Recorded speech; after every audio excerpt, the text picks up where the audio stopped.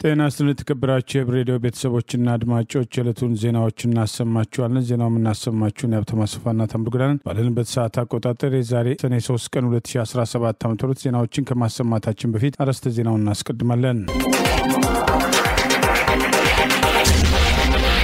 ነጻ የወጡ አካባቢዎችና ያገዛዙ ስልጣን አስጠባቂ ጦር የአፋባ ወታደራዊ እንቅስቃሴ አርሶ አደሮችና ሮሮዋቸው ዛሬም ጋዜጠኛ እስር የመስጂድ ቃጠሎ ፖለቲካ ተልእኮና የሃይማኖት አባቶች አርቲስቱና አትሌቷ ግብጽና አዲስ እቅዷ የሚሉና ሌሎችም ወቅታዊ ዜናዎች አሉን። ዝርዝሩን እንሆ።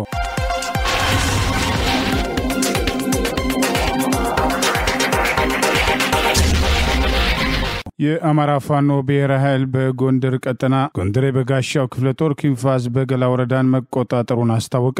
የአማራ ፋኖ ብሔራዊ ኃይል አፋብኃ ጎንደር ቀጠና ዳግማዊ ቴዎድሮስ 5ኛው ኮር አካል የሆነው ጎንደሬ በጋሻው ክፍለ ጦር ኪንፋዝ በገላ ወረዳን መቆጣጠሩን ዛሬ ሰኔ 3 ቀን 2017 ዓ.ም የአማራ ፋኖ ብሔራዊ ኃይል ጎንደር ቀጠና ዳግማዊ ቴዎድሮስ 5ኛ ኮር ጎንደሬ በጋሻው ክፍለ ጦር አስታውቋል። የክፍለ ጦሩ ህዝብ ግንኙነት ኃላፊ አርበኛ ታድሎ ደሴ ካስትሮ ይፋ ባደረገው በዚሁ መረጃ የብልጽግናው አገዛዝ ስልጣን አስጠባቂ ሰራዊት በኪንፋዝ በገላ ወረዳ በደረሰበት ተደጋጋሚ ምትና ጥቃት እንዲሁም ትጥቅና ስንቅ ማመላለስ የማይችልበት ደረጃ ላይ በፋኖ የተወሰደውን እርምጃ ተከትሎ ሲደርስ ወረዳዋን ሙሉ ለሙሉ ለጎንደሬ በጋሻው ክፍለ ጦር አስረክቦ መውጣቱ ተገልጿል። የአገዛዙ ሆዳደር ኃይል በኪንፋዝ በገላ ወረዳ ተገዶና ተሸንፎ ሲወጣ ወይራ በር ላይ በነበረው እልህ አስጨራሽ አውደ ውጊያ ከአብይ አገዛዝ ስልጣን አስጠባቂ ወታደሮችና አብረውት ከተሰለፉ ባንዳዎች 35 ሲደመሰሱ ቁጥራቸው 57 የሚሆኑ ቀላልና ከባድ የመቁሰል አደጋ እንደደረሰባቸው ከቆሰለና ከሞተው የተረፈው ኃይል በተለያዩ አቅጣጫዎች ችግር ያውጪኝ ብሎ ወደ መራበት መፈርጠጡን ገልጿል። የአገዛዙ ኃይል በቀጠናው በተደጋጋሚ የደረሰበትን ሽንፈት ለመቀበል ከእግረኛ እስከ ድሮን ድረስ ተጠቅሞ ንጹሐንን ጨፍጭፎ ለመቆጣጠር ሞክሮ ሳይሳካለት እንደቀረ የጠቀሰው መረጃ የማይቀረው ሽንፈቱን በመቀበል ለአማራ ፋኖ ብሔራዊ ኃይል ዳግማዊ ቴዎድሮስ 5ኛ ኮር ጎንደሬ በጋሻው ክፍለ ጦር አካባቢውን አስረክቦ መፈርጠጡን አስታውቋል። ይበንዲ እንዳለ በሌላ ግንባር ያገዛዙ ወንበር አስጠባቂ ኃይል ሰሞኑን በጎንደር ከተማና በአካባቢው በአማራ ፋኖ ብሔራዊ ኃይል ዳግማዊ ቴዎድሮስ 5ኛ ኮር አካል በሆነው ጎንደሬ በጋሻው ክፍለ ጦር የደረሰበትን ሰብአዊ ቁሳዊና ፖለቲካዊ ኪሳራ ካባ ለመቀልበስ በማሰብ ከጎንደር ከተማ በቅርብ ርቀት የሚገኙትን አምቦበር፣ ወግሎ፣ ዳዋ ዳሞት የተባሉ ቦታዎችን መረጃ በማጥፋት ከተለያዩ ቦታዎች ያለኝ ያለውን ከ22 መኪና በላይ ስልጣን አስጠባቂውና አብረውት የተሰለፉት ቅልብ ኃይሎችን በመሰብሰብ ጥቃት የሰነዘረ ቢሆንም በጎንደር ነበልባሎች ተለብልቦ ተመልሷል ሲል ይኸው መግለጫ አስታውሰዋል። በውጊያው ጎንደሬ በጋሻው ክፍለ ጦር ምክትል ዘመቻ መሪ አርበኛ ሞላ ከፌ የአጼ ፋሲለደስ የቃኘውና የጎንደር ብርጌድ አባላትን በማስተባበር በተናበበና በተቀናጀ መንገድ ጠላት ያሰበው እንዳይሳካ በማድረግ ከፍተኛ ኪሳራ እንዳደረሱበት ገልጿል። አርበኛ ሞላ ከፌ ያገዛዙ ደንጋይ ጦር ኃይል እኛ ጎንደሬ በጋሻዎች ካለንበት ቀርቶ ነበሩበት ከሚባል ቦታ የመርገጥ ወኔና ሞራል የለውም። ምክንያቱም ከጎንደር እስከ ዳባት ከወገራ እስከ ሚካኤል ከደብር በተደጋጋሚ በነበሩት ውጊያዎች ክንዳችን አይቷል በማለት መግለጹን ህዝብ ግንኙነት ኃላፊ ባወጣው በዚሁ መግለጫ ጠቅሷል። በወደ ውጊያ ብልጽግና ሰራዊት እንደተለመደው ሰብአዊና ቁሳዊ ኪሳራ በማስተናገድ የቀረው ኃይል ወደ ጎንደር እና ጠዳ ከተሞች መፈርጠጡን የአማራ ፋኖ ብሔራዊ ኃይል አፋብኃ ጎንደር ቀጠና ዳግማዊ ቴዎድሮስ 5ኛ ኮር የጎንደሬ በጋሻው ክፍለ ጦር ህዝብ ግንኙነት ኃላፊ አርበኛ ታድሎ ደሴ ካስትሮ ባወጣው በዚሁ መረጃ አስታውቋል። የማዳበሪያ ዋጋም ካለፈው ዓመትም ተመሳሳይ ወቅት ጋር ሲነጻጸር በእጥፍ በመጨመሩ ዋና የምግብ እህሎችም ላያመርቱ እንደሚችሉና የምርት ማነስም ሊኖር እንደሚችል የአማራ ክልል አርሶ አደሮችም ስጋታቸውን ገለጹ።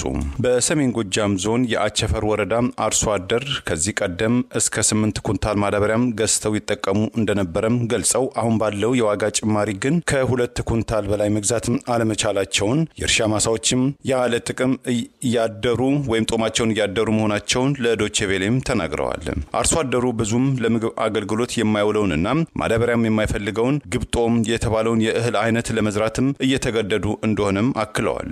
የምስራቅ ጎጃም ዞን አንዱ አርሶ አደር በበኩላቸው በማዳበሪያ ዋጋም በከፍተኛ ሁኔታ በመጨመሩ ምክንያትም ጦም የሚያድሩ የእርሻ ማሳዎችም ሊኖሩ እንደሚችሉም ተናግረዋል። ባለፈው ዓመት 1600 ብር ይሸጥ የነበረ 50 ኪሎ ማዳበሪያ በዚህ ዓመት በ3800 ብር እየተሸጠ ነው ሲሉ የተናገሩ የተናገሩት የዋግ እምራ ብሔራዊ አስተዳደር የደህና ወረዳ አርሶ አደር ይህ ደግሞ አርሶ አደሩን አማሮታልን ብለዋል። ሌላኛው አርሶ አደር በበኩላቸው የተለያዩ ሰበቦችን እየፈለጉ ያንዱን ኩንታል ዋጋም እስከ 10,000 ብር አድርሰውታልም ሲሉ የዋጋም ንረቱን እንዴት እንደተፈጠረም ገልጸዋል። በምክትል ርዕሰ መስተዳድር ማዕረግ የገጠር ክላስተር ልማት አስተባባሪ የአማራ ክልል ግብርና ቢሮ ኃላፊው ዶክተር ደረሰም ሳህሉ የማዳበሪያ ዋጋም ከዶላር ዋጋ ማደግ ጋር ተያይዞ መጨመሩን አመልክተው በዚህ ምክንያት የአንድ ኩንታል ማዳበሪያ በ12600 ብር እንደሚደርስም ጠቁመው ሆኖም ክልሉ በአንድ ማዳበሪያ የ3600 ብር ድጎማ በማድረግ የአንድ ኩንታል ማዳበሪያ ዋጋም ከ8000 ብር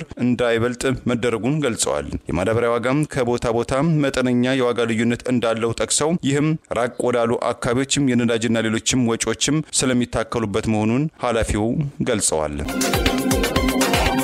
የአማራ ፋኖ ብሔራዊ ኃይል የጠላት አመራሮች ፋኖን መቀላቀላቸውን አስታወቀ። የበታች መከላከያ አመራሮች ፋኖን ሲቀላቀሉ ይከተሏቸው የነበሩትን አብረው ይዘው መሆኑን ጠቅሷል። የአማራ ፋኖ ብሔራዊ ኃይል በጎጃም ቀጠና አንደኛው ክፍለ ጦር ራሱን መከላከያ ብሎ የሚጠራው የአብይ አገዛዝ ስልጣን አስጠባቂ ወራሪ ኃይል ወደ ኮሎኔል ታደሰ ሙሉነ ብርጌድ የተቀላቀሉ መኖራቸውን ጠቅሶ በዚህም 10 አለቃ አዲስ የቸሬና 50 አለቃ ታደሰ ከሰማይ ከሚመሯቸው ጋር ፋኖን መቀላቀላቸውን ዛሬ ሰኔ 3 ቀን 2017 ባወጣው መግለጫ አስታውቋል። በዚህ በዛሬው ዕለት ሙሉ ለሙሉ የቲም አባላቱ ፋኖን በመቀላቀል 5 ያህሉ ክፍለ ጦር ውስጥ መገኘታቸውን ፋኖ ስቲበላለሙ ዘሪሁን የአማራ ፋኖ ብሔራዊ ኃይል በጎጃም ቀጠና ምክትል የህዝብ ግንኙነት ኃላፊ ገልጿል። በእንዲህ እንዳለ በዛሬው ዕለት የአማራ ፋኖ ብሔራዊ ኃይል በጎጃም ቀጠና አንደኛው ክፍለ ጦር ሻለቃ እንሙት ያዛቸው ብርጌድ ዛሬ ሰኔ 3 ቀን 2017 ዓ.ም ምላጭ በርና ቃብና አስፓልት ላይ የደፈጣ ጥቃት ለመሰንዘር አቅዶ የነበረውን የጠላት ኃይል ከጠዋቱ 12 ሰዓት ጀምሮ እስከ 6 ሰዓት ድረስ በተናበበና በተቀናጀ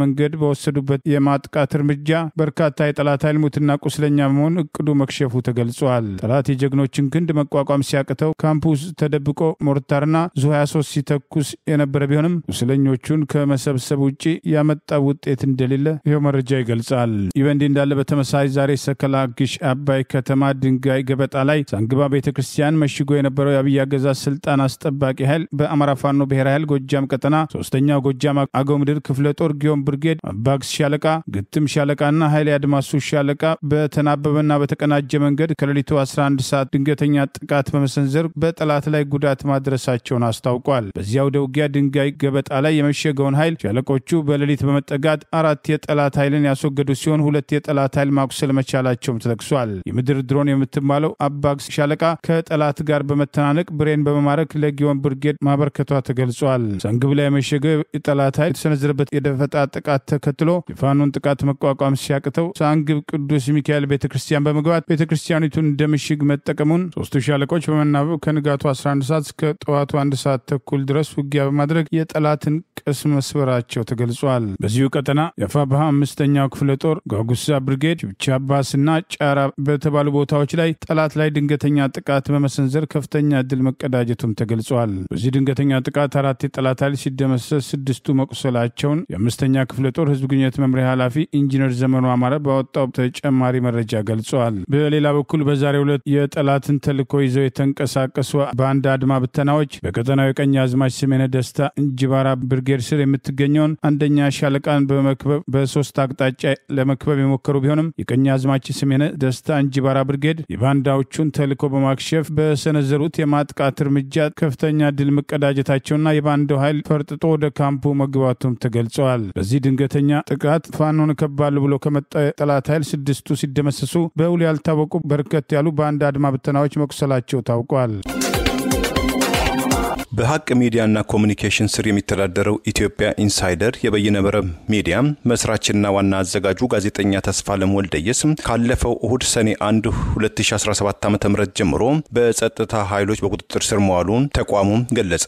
በአዲስ አበባ ከሚገኘው ጊዮን ሆቴል ቅጥር ግቢ ውስጥ ሲቪል በለበሱ የጸጥታ ኃይሎች በቁጥጥር ስር የዋለው ጋዜጠኛ ተስፋለም ሌሊቱን እስጢፋኖስ አካባቢ በሚገኘው የፖሊስ መምሪያ ህንጻ ውስጥ ወንበር ላይ እንዲያሳልፍ መደረጉን የሐቅና ሚዲያም ኮሙኒኬሽን ገልጿል። ተስፋለም የመጀመሪያውን ሌሊት ካሳለፈበት እስጢፋኖስ አካባቢ ከሚገኘው የፖሊስ መምሪያ ትላንት ማለትም ሰኞ ሰኔ 2 2017 ቄራ አካባቢ ወደሚገኘው የፖሊስ መምሪያ እየተዛወረ ሲሆን ዛሬ ማክሰኞ በአዲስ አበባ ከተማ የመጀመሪያ ደረጃ ፍርድ ቤት ቄርቆስ ምድብ ችሎትም ቀርቦ በ15000 ብር ዋስትና እንዲፈታም ተወስኖ እንደነበረም ተገልጿል። ይሁን እንጂ ለዋስትና የተጠየቀው ገንዘብ ከተከፈለ በኋላ ጋዜጠኛ ተስፋለም የጠየቀውን መስፈርት የሚያሟላ በመሆኑ ከእስር እንዲለቀቅ በፍርድ ቤቱ ለቄርቆስ ክፍለ ከተማ ፖሊስ መምሪያም ትዕዛዝ የተሰጠ ሲሆን ተስፋለም ሐሰተኛ መረጃ በማሰራጨት እንደተጠረጠረም ፍርድ ቤቱ ከእስር እንዲፈታም ትዕዛዝ በሰጠበት ደብዳቤ ላይ ሰፍሯል። የተስፋለም የዋስትና መብት እንዲከበር ከተሰጠው ትዕዛዝ በኋላ መርማሪ ፖሊስ በቃል ይግባኝ እንደሚጠይቅም የገለጸ ሲሆን ይሁንና እስካሁን ድረስ በፍርድ ቤቱ ይግባኝ አልጠየቀም። የተስፋለም ዋስትና እንዲከበር ሐቅና ሚዲያ ኮሙኒኬሽን አስፈላጊውን ክፍያ ፈጽሞ በፍርድ ቤቱ ለቄርቆስ ክፍለ ከተማ ፖሊስ መምሪያ የተጻፈው ደብዳቤ በሚመለከታቸው የፖሊስ መኮንን ሳይፈረምበት ቀርቷል። በዚህ ምክንያት ይህ መግለጫ ይፋ እስከተደረገበት ሰዓት ድረስ ጋዜጠኛ ተስፋለም ወልደየስ በፍርድ ቤት የተረጋገጠለትን የዋስትና መብት መነፈጉን የሚዲያው ተቋም ገልጿል። ለጋዜጠኝነት ባለው ጽኑም ክብርና ለሙያው ባለው ቁርጠኝነት የሚታወቀው ጋዜጠኛ ተስፋለም ዳግም በጸጥታ ኃይሎች ቁጥጥር ስር መዋሉ የሥራ ባልደረቦቹን ወላጆችና ቤተሰቦቹን በእጅጉም አሳስቧል ያለው መግለጫው ተደጋጋሚ ችግሮች ቢገጥሙትም ኢትዮጵያ ኢንሳይደር ባለፉት ዓመታት ነፃና ገለልተኛ የሆኑ ከፍተኛ ሙያዊ የሥነ ምግባሮችን የጠበቁ ዘገባዎችን ሲያቀርብ መቆየቱን ገልጾ በዚህም ታማኝነትና ተቀባይነት እያፈራ የመጣ የበይነ መረብ ሚዲያ መሆኑን አክሏል። ከዚሁም የጋዜጠኞች እስራትና ወከባም ዜና ጋር በተያያዘ ባለፈው ዓርብ በትግራይ ክልል አክሱም ከተማ ውስጥ ዕለታዊ ስራቸውን ሲያከናውኑ ህጋዊ ፍቃድ የላቸውም ተብሎ በጸጥታ ኃይሎች የታሰሩት ሁለቱም የትግራይ ብሮድካስቲንግ ሰርቪስ ቲቢኤስ ቴሌቪዥን ካሜራማኖች መለቀቃቸውን ከትግራይ የወጡ መረጃዎች ገልጸዋል።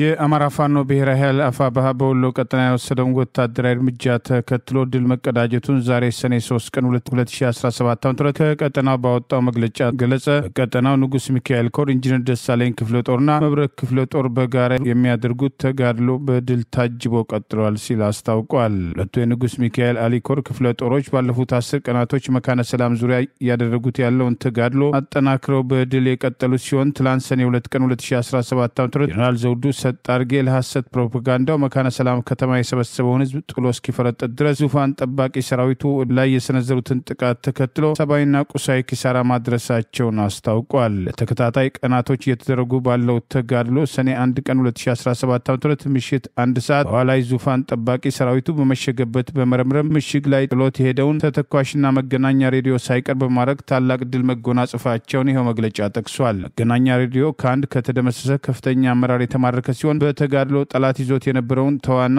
ሰኞ ቀጠናን ጭምር በመልቀቅ ለነበልባሎቹ ሳይወድ በግድ ለማስረከብ መገደዱን አስታውቋል። ለዚህ የተበሳጨው ባንዳው ጀነራል ዘውዱ ሰጣርጌ የታጀበበትን ዙ 23 በበታ ተራሮች ጫፍ በማስወጣት ወደ ንጹሃን ቢተኩስም በደረሰበት ጠንካራ የመልሶ ማጥቃት እርምጃ መካነ ሰላም ከተማን ለቆ ለመፈርጠጥ መገደዱን የአማራ ፋኖ ብሔራዊ ኃይል በቀጠናው የህዝብ ግንኙነት ኃላፊ ፋኖ አበበ ፈንታው ዛሬ ሰኔ 3 ቀን 2017 ዓ.ም ይፋ ባደረገው በዚህ የአፋብኃ ቀጠናው መግለጫ አስታውቋል። ይህ በእንዲህ እንዳለ አገዛዙ ሁሉን አቀፍ ጥቃት ለመፈጸም ያደርገውን እንቅስቃሴ አጠናክሮ የቀጠለ ሲሆን እቅዱ አስቀድሞ ሾልኮ መውጣቱን ተከትሎ ሰኔ 3 ጀምራለሁ ያለውን ጥቃት በማንኛውም ቀናት ከሰኔ 3 ቀን በኋላ ባሉት ቀናቶች ውስጥ ለማድረግ እንቅስቃሴ ያደረገ መሆኑን በዚህም ጥንቃቄ እንዲወሰድ ጥሪ እየቀረበ ይገኛል። ህዝቡ በተለይም ሰብሰብ ብሎ ከመንቀሳቀስ እንዲቆጠብ አገዛዙ እንደተለመደው ሰላማዊ ሰዎች ላይ ያነጣጠረ የድሮንና የከባድ መሳሪያ ጥቃት ጭምር በመፈጸም የፋኖን እንቅስቃሴ ክረምቱ ሳይገባ በፊት አዳክማለሁ ባለበት ወታደራዊ ስትራቴጂ ሁሉን አቀፍ ጥቃት በሰላማዊ ሰዎች ላይ ጭምር ለመፈጸም አቅዶ እየተንቀሳቀሰ መሆኑን መረጃዎችን ጠቅሰን መዘገባችን አይዘነጋም። በማዕከላዊ ኢትዮጵያ ክልል ሀዲያ ዞን አሊሞ ወረዳ ውስጥ የሚኖሩ የእስልምና እምነት ተከታዮች ሃይማኖትን መሰረት ያደረገም ጥቃት እየተፈጸመብን ነው። ሰሞኑን አንድ መስጊድ ቢቃጠልብንም ፖሊስ ግን ዝምታ መርጧል አሉ። የወረዳው ፖሊስም ለወቀሳው ምላሽም ሰጥቷል። ዲደብሊው ያነጋገራቸው የማህበረሰቡ አባላት የሙስሊም ጥላቻ ያላቸው ያሏቸው በስም ያልጠቀሷቸው ቡድኖችም ባለፈው ሳምንት ሐሙስም ሶማያም የተባለ መስጊድ ላይ ባደረሱት ጥቃትም በውስጡ የነበረም ቅዱስ ቁርአንና ኪታብ ጋር መስጊዱን አቃጥለውብናል ብለዋል። ብለዋል። የማዕከላዊ ኢትዮጵያ ሀዲያ ዞን አሊሙ ወረዳ የእስልምና ጉዳዮች ከፍተኛ ምክር ቤት ዋና ጸሐፊው ኡስታዝም ሳሲካ ወጊ ጉዳቱ እንደደረሰም አረጋግጠው ወንጀለኞችን ለማደን ተጠርጣሪዎችን በህግ ቁጥጥር ስር እንዲውሉ ለወረዳው ፖሊስም ጥያቄ ቢቀርብም ፖሊስም እስከ አሁን ድረስ ሙያዊ ግዴታውን አልተወጣም። ይልቁንም ፖሊስ ወንጀለኞችን አድኖ መያዝ ሲገባው በደል ደርሶብናል ያሉ ለጊዜው ቁጥራቸው ያልተገለጸም ቅሬታ አቅራቢዎችን እያሰረ ይገኛል በማለትም ቅሬታቸውን አሰምተዋል። የወረዳው የፖሊስ አዛዥ ምክትል ኢንስፔክተር ምስካኑ ደገላ በበኩላቸው በወረዳው የመስጂድም ቃጠሎ መከሰቱን አረጋግጠው የአገር ሽማግሌዎችም ጉዳዩን በባህላዊ መንገድ በአውጫጭኝ እንፈተዋለን የደረስንበትንም ግኝት ለፖሊስ እናሳውቃለን ብለዋል። ነገር ግን ወንጀልን በተመለከተ በጽሁፍ አቤቱታ ያቀረበ የለም፣ በእኛ በኩልም የታሰረ ግለሰብ የለም በማለት ምላሽ ሰጥተዋል። በአካባቢው የሚገኙ የቤተ እምነትም ተቋማትም ህጉ በሚያዘው መሰረትም በተለያዩ ቤተ እምነቶች መካከል የተራራቀ ግንባታ አለመካሄዳቸው ችግሮችና ውጥረትን ማባባሱም በዘገባው ላይ ተመልክቷል። በኮሪደር ልማት ሳቢያ የተነሱት በሙሉ ቦታ ሰጥተናል፣ ቤት ለሚያስፈልጋቸው ቤት ሰጥተናል የሚለው ቅስቀሳ ተጠናክሮ የቀጠለ ቢሆንም በኮሪደር ልማት ሳቢያ ተፈናቅለው መድረሻ ያጡ ዜጎች ዛሬም ከተፈናቀሉበት ዳግም ሊፈናቀሉ መሆናቸውን እየገለጹ ነው። ፈረንሳይ ለጋሲዮን አንቆርጫ ላይ የሰፈሩት የአዲስ አበባ ከተማ ተፈናቃዮች ዳግም ከአካባቢው እንዲነሱ በኃይል ትዕዛዝ እንደተሰጣቸው ታውቋል። በኮሪደር ልማት ምክንያት ቤታቸው የፈረሰባቸውና መድረሻ ያጡ ዜጎች በተደጋጋሚ ቅሬታ ለማቅረብ ሲሞክሩ ሰሚ ያጡ ሲሆን የተወሰኑ ካድሬዎችን በማስለፍለፍ የተወሰኑትን አንስተን ቦታ ሰጥተናል፣ ቤት ለሚሰሩት ምትክ ቦታ አግኝተዋል፣ የመንግስት ቤት ውስጥ የነበሩት ምትክ ኮንዶሚኒየም ደርሷቸዋል በሚል ሐሰተኛ ቅስቀሳ የተጠናከረ ቢሆንም በመቶ ሺህ የሚቆጠሩ ዛሬ ሜዳ ላይ መውደቃቸውን ተከትሎ በተለያዩ ቦታዎች ተፈናቅለው ከሚገኙት መካከል በአዲስ አበባ ከተማ ፈረንሳይ ለጋሲዮን አንቆርጫ በሚባለው አካባቢ ሰፍረው የሚገኙ የከተማው የኮሪደር ልማት ተፈናቃዮች አካባቢውን ለቀው በአስቸኳይ እንዲሄዱ ባለስልጣናት ትዕዛዝ እንደሰጧቸው ታውቋል። የኮሪደር ልማቱን ተከትሎ ከቤላ፣ ከፒያሳ፣ ከሽሮ ሜዳ፣ ከተክለ ሃይማኖት፣ ከሳንቺስ፣ ከ05 እና ከሌሎችም አካባቢዎች ላይ ተፈናቅለው መድረሻ ያጡት እነዚህ ዜጎች ለጊዜው ማረፊያ ብለው ተፈናቅለው በሚገኙበት ቦታ ቀለም በመቀባት በአስቸኳይ ከዚህ አካባቢ እንድትነሱ የሚል ማስፈራሪያና ዛቻ እንደደረሳቸው ታውቋል። አስቀድሞ ከነበረው ቤታችን አፈናቅለው መድረሻ አሳጥተውናል፣ ዛሬ ተፈናቅለን ከምንገኝበት የት እንድረስ የሚሉ በተለያዩ አቅጣጫዎች የሚሰሙ ቅሬታዎችን ተከትለው ተበዳዮች በላኩት መረጃ የምትሄዱበትን የምታውቁት እናንተ ናችሁ፣ ከዚህ ቦታ ላይ በአስቸኳይ መነሳት አለባችሁ ማለት በርካታ ተፈናቃይ ህዝብ በአካባቢው ተከራይቶ የሚኖርበት አንዳንዶችም የራሳቸውን አስቀድመው የቀለሱት ቤት ውስጥ የሚኖሩና ከሁሉም አካባቢዎች ተፈናቅለው የመጡና መድረሻ ያጡ ዜጎች ዛሬ ደግሞ በኃይል አካባቢውን ለቀው እንዲሄዱ የተሰጠው ትዕዛዝ ስጋት ውስጥ እንደጣላቸው ገልጸዋል። በ3 ቀን ውስጥ አካባቢውን እናፈርሳለን፣ ይህንን አካባቢ ለቃችሁ ውጡ በማለት ቀለም ጭምር ባለስልጣናቱ ቀብተው ከመሄድ አልፈው ተፈናቃዩን ያስተባብራሉ የሚባሉ ሰዎችን እየደወሉ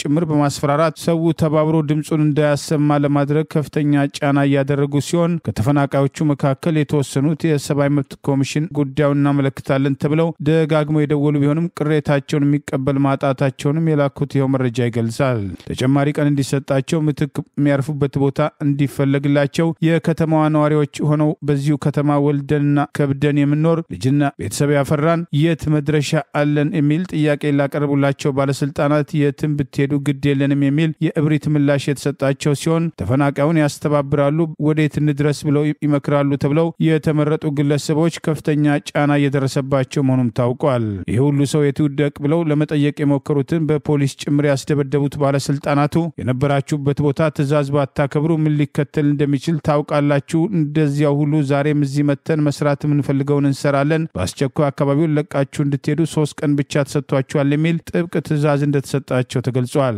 የኮሪደር ልማት ማንነት ተኮር ማፈናቀል በአዲስ አበባ ከተማ ውስጥ በማድረግ የኛ አይደለም ያሉትን ህዝብ ለማፈናቀል ሆን ብሎ የሚሰሩት የፖለቲካ ስትራቴጂ ስራ መሆኑን በአብይ አህመድ የሚመራው የኦሮሞ ብልጽግና ፓርቲ ኦህዴድ ኦነግ ኃይል በጅማ ሚስጥራዊ ስብሰባ ባደረገበት ወቅት እንደ አንድ የፖለቲካ ስኬት የቆጠረ ሲሆን ባለንስት ባለንብረትና ባለቤት የነበረውን ኃይል አፈናቅለን ተከራይ አድርገነዋል፣ መድረሻ ያሳጥተነዋል በማለት እንደ ትልቅ የፖለቲካ ግብ ገምግመው በስኬት በመለየት የተያዘው ስትራቴጂ እንደሚቀጥል መግለጻቸውም በጊዜው ጠቅሰን መዘገባችን አይዘነጋም። በተደጋጋሚ ቅሬታ አቅርበው የሚደርሱበት ያጡና በየዘመድ ቤቱ የተጠለሉ በተለያዩ ቦታዎች ላይ ተፈናቅለው የሚገኙ አንዳንዶችም ጎዳና የወደቁና ቤተሰባቸው የተበተነባቸው ዜጎች ሌላው ቀርቶ አቅም ያላቸው ተደራጅተው በአካባቢው የሚፈልገውን ልማትና አልማ የሚል ጥያቄ ሲያቀርቡ ተቀባይነት ማጣታቸው በተደጋጋሚ በቅሬታ ሲነሳ መቆየቱ አይዘነጋም።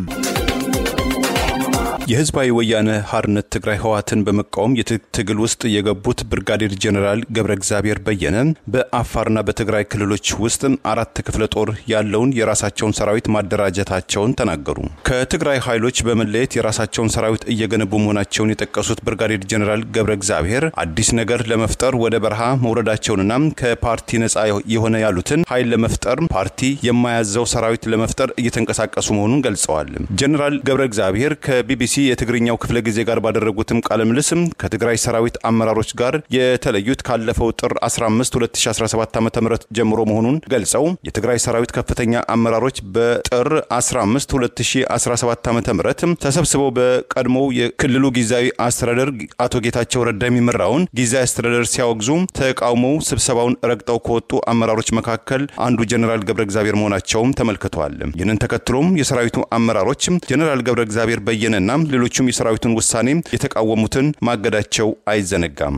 ጀነራል ገብረ እግዚአብሔር ከፓርቲ ጋር ተጣብቆ ማህተብ የሚነጥቅም ከፓርቲ ጋር ተጣብቆ የሚሾምና የሚሽር ኃይል ለወጣቱ ትውልድ ትተን መሄድ አንፈልግም፣ ወገንተኛ ያልሆነ ፍትሃዊ ኃይል ለመፍጠር እንጂ የሆነ ፓርቲ አሽከርነት የለንም አናደርገውም ብለዋል። ለተቃውሟቸው ጠመንጃ ማንሳት መምረጣቸውን በጦርነት ወቅትም የቆየውን የትግራይ ክልል ዳግም ወደ ግጭትም አዙሪትም አይከተውም ወይ ተብለው የተጠየቁት ጀነራል ገብረ እግዚአብሔር እኔ ዓለም አቀፍ ጀነራል ላይ ይህንን ሆኜ የህወሓት ሚሊሻ መሆን አልፈልግም፣ ህወሓት ፓርቲያችን ነው የሚሉ የነርሱ ሚሊሻ እንዲሆኑ ነው የሚቆጠረው፣ ሚሊሻነት ደግሞ አልቀበልም ብለዋል። ህወሓት ያለውን ካላደረክም ትጠፋለህ፣ መኖር አትችልም፣ ከትግራይ ትጠፋለህ ያሉትም ጀነራል ገብረ እግዚአብሔር በየነ ያላቸው ልዩነት ለመፍታት በጽሁፍም ሙከራ ማድረጋቸውን ገልጸው ማህተም መንጠቅም አያስፈልግም ማለት ያስቀጣል እንዴ? ጽህፈት ቤቶችን በመዶሻ እየሰበርክም አስተዳዳሪዎች ማባረር ትክክል አይደለም ማለት ያስቀጣል ያስወነጀላል ሲሉም ጠይቀዋል። እኛም የታገልነው በሰላም እንድንኖር ነው ያሉት ጀነራል ገብረ እግዚአብሔር በሰላማዊ መንገድ በጽሁፍ ሞከርን፣ ብዙ ጊዜ ሞከርናቸው፣ እነሱ ግን እምቢ ያሉ፣ የመጨረሻው ሊያስሩን መሆኑን ስናቅም እኛም ወደ በረሃ ወጣን። ሊያስሩን የፈለጉትን ደግሞ ይህ አሁን የሚመኩበትም ሰራዊትም እንደሚያጡትም ላረጋግጥላቸው እፈልጋለሁም ሲሉም አስጠንቅቀዋል። ጀነራል ገብረ እግዚአብሔር በየነ በአፋርና በትግራይ አካባቢ ይንቀሳቀሳሉ ያሉትም የታጣቂ ቡድናቸውን ስም ገናም አለመወሰኑንና ወደፊትም ይፋ እንደሚያደርጉም ገልጸዋል። ጦርነት ይቆም የሚል አጀንዳ ይነሳል ሲባል ኢንተርኔት እስከ ማቋረጥ የደረሰው አገዛዝ የሃይማኖት ተቋማት ጉባኤ የሚባለውን በሽፋን በመጠቀም የሃይማኖት አባቶች ልጆቻቸውን መክረው ወደ ሰላም ይመልሱ የሚል ዘመቻ ጀምሯል። በአማራ ህዝብ ላይ በግፍ ጦርነት ያወጀውና አማራን በ3 ወር ውስጥ ትጥቅ ብቻ ሳይሆን ቀበቶ አስፈታለሁ ያለ አብይ አገዛዝ የኢትዮጵያ ሃይማኖት ተቋማት ጉባኤ የተባለውን ካገዛዙ ጉዳይ አስፈጻሚ ተቋማት አንዱ በሃይማኖት አባቶችና ሃይማኖት ተቋማት ሽፋን ለሰላም እንንቀሳቀሳለን በሚል የሰላም ዋንጫ ከጅማ ወደ አማራ ክልል መጥቷል። የሃይማኖት አባቶች የሥራ ክፍፍል ወስደው ችግራቸውን በውይይት እንዲፈቱ ህዝቡ ሰላም እንዲያገኝ ማድረግ ይገባል የሚሉ ዘመቻዎች ጀምረዋል። አገዛዙ ጦርነት እንዲያቆም በህዝብ ላይ ከፈተውን ጥቃት ተከትሎ ተጠያቂ እንዲሆን ተደጋጋሚ ጥሪ ሲቀርብ የቆየ ሲሆን በአማራ ህዝብ ላይ ከፈተውን ጦርነት ተከትሎ ሐሳባቸውን በነጻ የገለጹ የአማራ ብሔር ተወላጅ ጋዜጠኞች፣ ማህበራዊ አንቂዎችና ፖለቲከኞችን ጨምሮ ከዚህ ቀደም የሃይማኖት አባቶችን በመጠቀም በሽምግልና ስም የከፈተውን ጦርነት ተከትሎ ትጥቅ ለማስፈታት እንቅስቃሴ ያደረገው አገዛዝ እንዳልተሳካለት የሚታወቅ ሲሆን ባለፈው ቅዳሜ በማህበራዊ ሚዲያ ጦርነት ይቁም የሚል አጀንዳ መነሳቱን ተከትሎ አገዛዙ ኢንተርኔት እስከ ማቋረጥና የብልጽግና ፓርቲ ማህበራዊ ሚዲያ ተሳታፊዎችን ትዕዛዝ ሰጥቶ ጦርነት ይቁም የተባለውን አጀንዳ እንዲያጥላሉ ማድረጉን ጠቅሰን መዘገባችን አይዘነጋም። ኢትዮጵያ ሃይማኖት ሀገር በመሆኗ ሁሉም ያለበትን ችግር ለመቅረፍ በያስተምረው መመካከር ጠቀሜታ ያለው የሃይማኖት አባቶች ልጆቻቸውን ወደ ሰላም መመለስ አለባቸው ማለት ሰላማዊ ሰዎች ሲጨፈጨፉ ሌላው ቀርቶ የእምነቱ ተከታዮች በጠራራ ፀሐይ ሲገደሉና ታፍነው ሲወሰዱ ዝም ያሉ የሃይማኖት አባቶች የአገዛዙን የፖለቲካ አጀንዳ ይዘው መንቀሳቀሳቸው ወቀሳ ያስከተለባቸው ይገኛል። ይህ ጉባኤ በአማራ ክልል የተሰጠውን ተልዕኮ ከመፈጸሙ በፊት በባህር ዳር ከተማ ተሰሩ ያላቸውን የልማት ስራ ተዘዋውሮ እንደሚጎበኝም ኢትዮጵያ ሃይማኖት ተቋማት ጉባኤ የተባሉ ባለስልጣናቱ ሲናገሩ ተደምጠዋል። በእንዲህ እንዳለ የአዲስ አበባ ከተማ ከንቲባ አዳነች አቤቤም በከተማ መዋቅር የተደራጁ ሴቶችን በመሰብሰብ ለሰላም ለሰላም እየሰራን ነው፣ ሰላም በሚል ሰላም አደፍራሾች እስከ መዋየት ደርሰዋል በማለት አገዛዙ ለሰላም በሩ ክፍት ነው የሚል አስተያየት የሰጠች ቢሆንም አዳነች አቤቤ በምትመራው የአዲስ አበባ ከተማ ምክር ቤት ስብሰባ ላይ የምክር ቤቱ አባል የሆኑት ዶክተር ካሳ ተሻገር አማራን ጽንፈኛ በሚል የሚደረገው ማሳደድ እንዲቆምና በከተማ ውስጥ ከ5000 በላይ አማራ ብሔር ተወላጆች በየትምህርት ቤቱና በተለያዩ ቦታዎች በዘመቻ መታሰራቸውን በመቃወም ድርጊቱ ጠቃሚ ያለመሆኑ መናገራቸውን ተከትሎ ያለመከሰስ መብታቸው ሳይነሳ እንደነ አቶ ክርስቲያን ታደለ ሁሉ ታስረው በአዋሽ አርባ ሲሰቃዩ የቆዩ ሲሆን ዛሬም በስር ላይ መገኘታቸው አይዘነጋም። ጠባብና ትምክህት እያልን ስንከፋፍል ኖርን። አሁንም ዛሬም እንደዚሁ ጽንፈኛ አክራሪ እያልን እየከፋፈልን ነውና ከዚህ ፍረጃ መቼ ይሁን የምንወጣው የሚል ነው። ከዚሁ ጋር ተያይዞ ግን ጽንፈኛ ኃይሎች ጸረ ሰላም ኃይሎች በሚል በእስር ቤት በአብዛኛው በጅምላ እየታሰሩ ያሉ የአማራ ተወላጆች ናቸው። ምሁራን፣ አንቂዎች፣ ጋዜጠኞች፣ ኢቭን የልዩ ኃይል አባላት ሁሉ በከተማችን እየታሰሩ ነው ያሉት። በቁጥር ደረጃ የቀረበው 2000 ይላል። በእኔ መረጃ ደግሞ ከ10000 ያልፋል። የእኔ ጥያቄ እዚህ ጋር የታሳሪዎች አያያዝ ሰብአዊነትን ታሳቢ ያደረገ አይደለም። እውነቱን ለመናገር ምግብ የሚቀርብላቸው ሁኔታ የለም። በጊዜ ወደ ፍርድ ቤት የማይቀርቡበት ሁኔታ አለ። ፍርድ ቤት ከቀረቡም በኋላ የተለያዩ ምክንያቶች እየተፈጠሩ በሰዎች ላይ የምንፈጥረው ግፍ ነገ በአብሮነታችን ላይ አደጋ ነው ብዬ ስለማስብ የከተማ አስተዳደሩ ምንም እንኳን ትልቅ ድርሻ የፌደራል መንግስቱ ቢወስድም ከከተማ አስተዳደሩ ጋር ተባብሮ እየሰራ ያለ ስራ ስለሆነ በዚህ ላይ ያለው ሁኔታ ቢብራራ አለ ማለት ነው። አሁንም ከዚሁ ሳልወጣ በርካታ የአማራ ተወላጆች ኢቭን ቀደም አንድ የምክር ቤት አባል ባነሱት ሐሳብ በሸራ ይሰሩ የነበሩት ራሱ የጽንፈኛ ኃይሎች መደበቂያ ናቸው የሚል ሁኔታ አለ። ከዚሁም ጋር ተያይዞ እንደዚሁ ቤቶች ፈረሳ ላይም አሁንም ከዚህ አስተሳሰብ ሳንወጣ ህጋዊ ሰነድ ያላቸው የአየር ካርታ ያላቸው ሁሉ ግለሰቦች ቤታቸው እየፈረሰ ያለበት ሁኔታ አለ። እኔ ልዩነቱን እዚህ ለማጉላት አይደለም፣ ግን ፕራክቲካሊ ችግር ያለ ስለሆነ እዚህ ላይ ምን ያህል ሚዛናዊነት አለ የሚለውን እንዲብራራልኝ ስለምፈልግ ነው። ማህበራዊ ሚዲያ አስተያየታቸውን የሰጡት የሰላም ሚኒስትር ዴኤታ አቶ ታዬ ደንዳም በተመሳሳይ ለሁለተኛ ጊዜ መታሰራቸው አገዛዙ ጠመንጃ ያዙትን ለሰላም ጠመንጃቸውን ያወርዱ ሲል፣ በሌላ በኩል በሰላም አስተያየታቸውን የሰጡትን በአሸባሪነት እያሳደደ ማፈኑ የስርዓቱን ዓላማ ያሳያል የሚሉ አስተያየቶች ተከትለው ቀርበዋል። በርካታ ስመጥር ኢትዮጵያን አትሌቶች ለአገራቸውና ለራሳቸው የተለያዩ ሜዳሊያዎችና ክብሮችን ከማስመዝገባቸው ጀርባ እስከ ሞትም የጎዳና ተዳዳሪነትና ልመና የደረሰም እጣ ፈንታ እንደሚገጥማቸው ተገለጸ። አትሌት ገለቴ ቡርቃ በትዳር ጓደኛ የደረሰብኝ ያለችውን ሀብት ንብረት መካድን በተመለከተም ጋዜጣዊ መግለጫ አዲስ አበባ ውስጥ ከሰጡት አንጋፋ የአትሌቲክሱ ቤተሰቦችና አመራሮች መካከል አንዱ የሆኑትም ኢትዮጵያውያን አትሌቶችን ላለፉት 30 ዓመታት በተካሄዱ 7 የኦሎምፒክ ውድድሮችና ከ10 በላይ የወርልድ ሻምፒዮና በትራክ ፊልድ የተሳተፉ አትሌቶችን በማከም በማበረታታት የአትሌቶችን ህመም ጉዳትና ደስታን በቅርበት የሚያውቁት ዶክተር አያሌው ጥላሁን ዛሬ ለኔ የሐዘኔ ቀን ነው ብለውታል።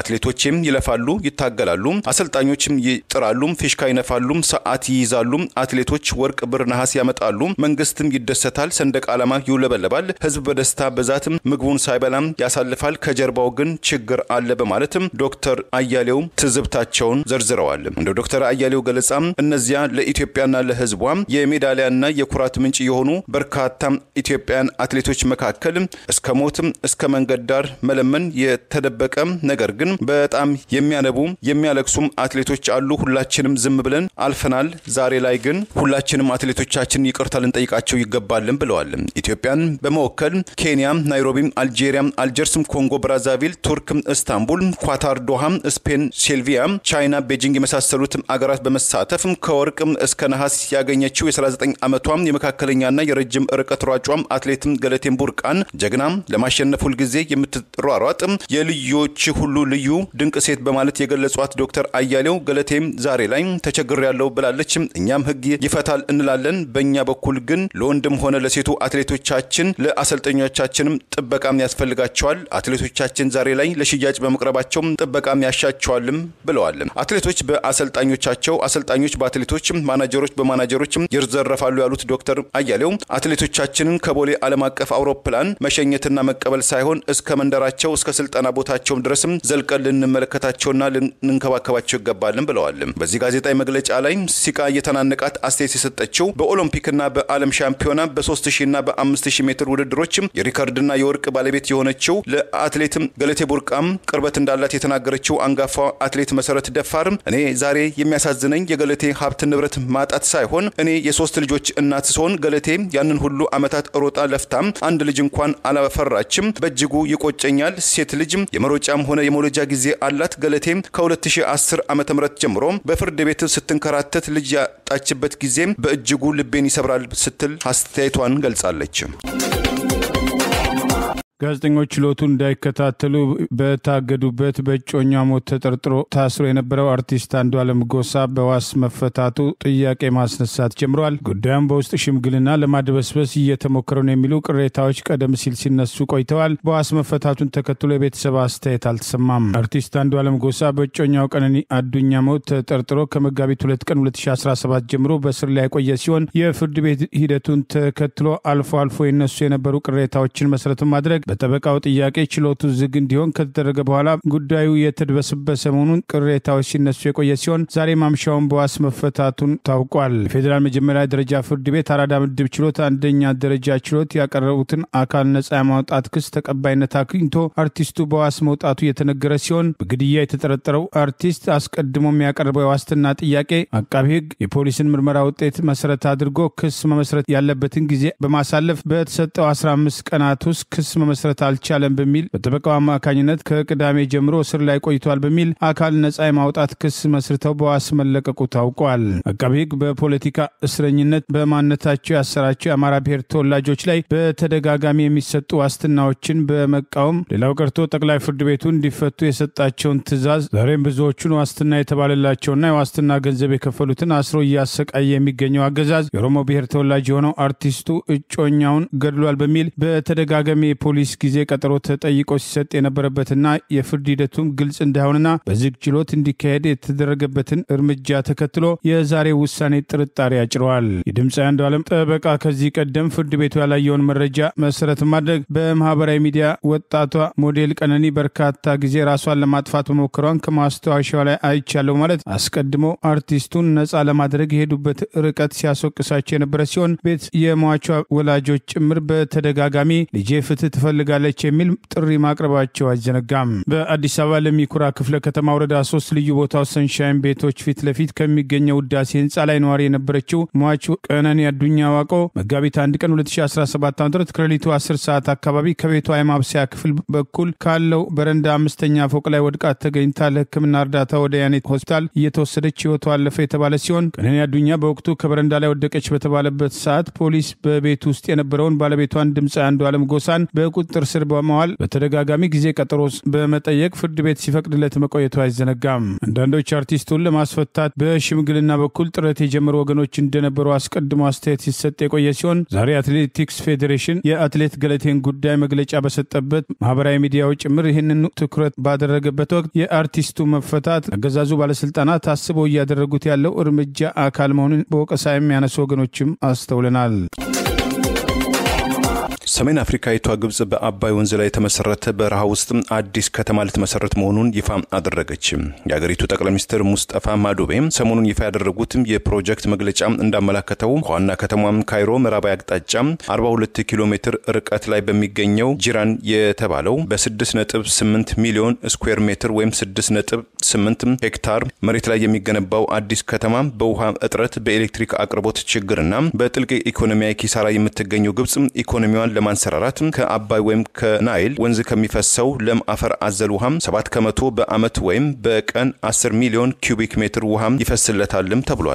አንድ ከግብጽ መከላከያ ሚኒስቴር ጋር ግንኙነት ያለው የግንባታ ተቋምን ጨምሮ በሶስት አልቢ ድርጅቶች የሚገነባው አዲሱ የግብጽ ከተማ በውስጡ ዓለም አቀፍ ዩኒቨርሲቲዎች፣ ሆስፒታሎች፣ ሆቴሎች፣ ሌሎችም የባህላዊና የሚዲያ መንደሮችም 80 ፎቅ ዘመናዊ መኖሪያ ቤቶችም የኮሜርሻል ዞኖችም የዘመናዊ ጀልባዎች ምህላቅ መጣያም ስፍራም የኢኮኖሚ ዞን ከመሆኑ በተጨማሪም 2.28 ሚሊዮን ሄክታር የአዲስም ዴልታ መሬትን በመስኖ ለማልማት ያስችላልም ተብሏል። በአረብኛ ቋንቋ መፍሰስ የሚለው ትርጓሜ የተሰጠው ጂራን የተባለው አዲሱ የግብጽ ከተማን ወደ ተግባር ለመለወጥ ከፈረንጆቹ 2021 ጀምሮ የተወጠነ ሲሆን 114.5 ሚሊዮን ለሚገመት ህዝቧም ለምግብ የሚሆኑ ግብአቶችን ከውጪ አገራት በብዛት የምታስገባው ግብጽ ስትራቴጂካዊ አዘርት የተባሉትን እንደ ስንዴና በቆሎ የመሳሰሉትን ጥራጥሬን የሚወጣውን ወጪን ለመቀነስም እቅድ መያዙም ተገልጿል። የግብጹ ጠቅላይ ሚኒስትር አዲሱ የበረሃ ከተማም ፕሮጀክትን በከተማና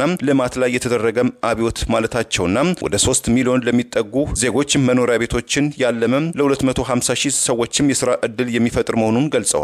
ይሁን እንጂ አጠቃላይ ወጪውን ከመግለጽም ተቆጥበዋል። እንደ ሮይተርስ የዜና አገልግሎት ዘገባም አዲሱ ከተማ ካለፈው 5 ወር ጀምሮ መገንባት የተጀመረ ሲሆን ግንባታውን በ5 ዓመታት ውስጥ ይጠናቀቃልም ተብሎ ይጠበቃል። ለዛሬ ያሉን ዜናዎች እነዚህ ናቸው። ዜናውን ስታደምጡ ለቆያችሁ የህብር ሬዲዮ ቤተሰቦችና አድማጮች ምስጋናችን ድረሳችሁ። የህብር ሬዲዮ ኦፊሻል ቻናላችንን ሰብስክራይብ ያላደረጋችሁ ሰብስክራይብ በማድረግ በተጨማሪም የደውል ምልክቱን በመጫን የህብር ሬዲዮ ቤተሰብ እንድትቀላቀሉ በአክብሮት እንጋብዛለን። እንደወትሮ ሁሉ የህብር ሬዲዮ ቤተሰቦች ፕሮግራሞቻችንን ላይክ በማድረግ ሼር በማድረግ አስተያየቶቻችሁን በመስጠት አብሮነታችሁን ትገልጹ በአክብሮት እንጠይቃለን። በድጋሚ እናመሰግናለን። ጤና ይስጥልን። ቸር እንቆይ።